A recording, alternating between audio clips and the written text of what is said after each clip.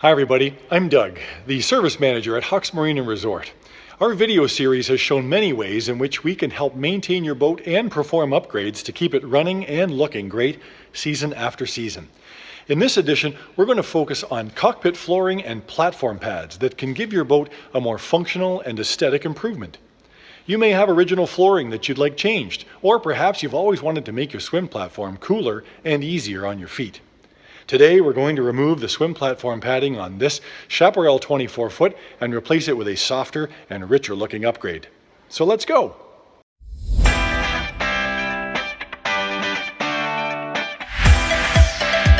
This platform pad installation will be done by Jordan, our boat reconditioning specialist. Jordan, how do you approach a job like this? Well, Doug, as we assess the original platform pad, we can appreciate the effect our new installation is going to have.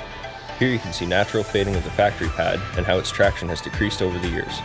In some areas, you'll see the pad starting to peel off, which can trap water and loosen the adhesive. We're about to make this better. The second step is to trace the platform. We're careful not to trace the original pad, since it could have shrunk or shifted over time.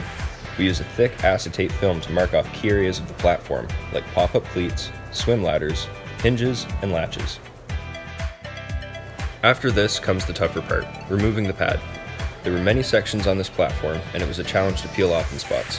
Some of the higher traffic areas needed a little bit of heat to loosen up the original adhesive.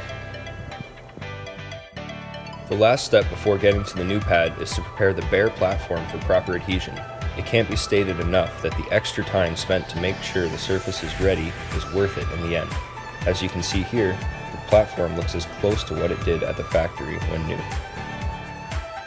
On this Chaparral, we're installing TexDeck, a closed-cell UVA, UV protected, non-absorbent foam.